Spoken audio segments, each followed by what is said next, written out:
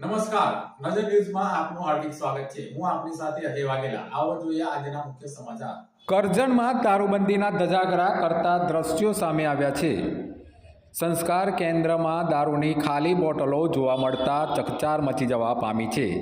કરજણ જૂના બજાર વિસ્તારમાં આવેલા સંસ્કાર કેન્દ્ર દારૂડિયાઓ માટે સ્વર્ગ સમાન બન્યું છે.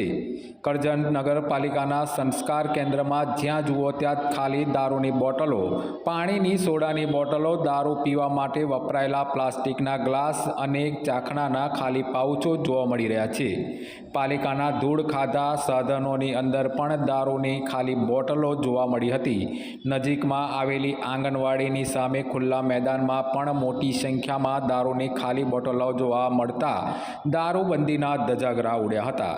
નગરપાલિકાના ઢોર ડબ્બામાં પણ જાણે ઢોરની જગ્યાએ દારૂની ખાલી બોટલો જોવા મળતા ચકચાર મચી જવા પામી છે.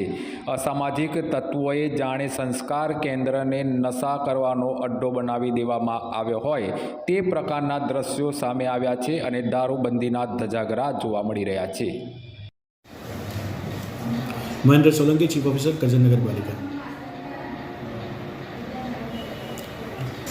સંસ્કાર કેન્દ્રમાં આજ રોજ જૂના બજાર સંસ્કાર કેન્દ્ર ખાતેની જે સમાચારો પ્રસિદ્ધ થયા છે તે બાબતે નગરપાલિકા તરફથી જણાવવાનું કે હાલમાં આ સ્થળે અમે ત્યાં રહેતા લોકો, નગરપાલિકાના કર્મચારીઓ પણ 2-3 પરિવારો ત્યાં વસવાટ કરે છે.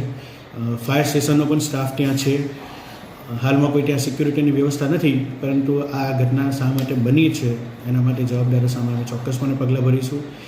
ત્યાં આજુબાજુ અમારા જે માણસો સંકળાયેલા છે એનો ચોક્કસપણે અમે જવાબ લઈશું અને હવેથી આવી બીના ફરીથી નહીં બને અને આની સામે જે જવાબદારો છે એની સામે પગલાં લેવાની અમે કાર્યવાહી કરીશું. સરસ.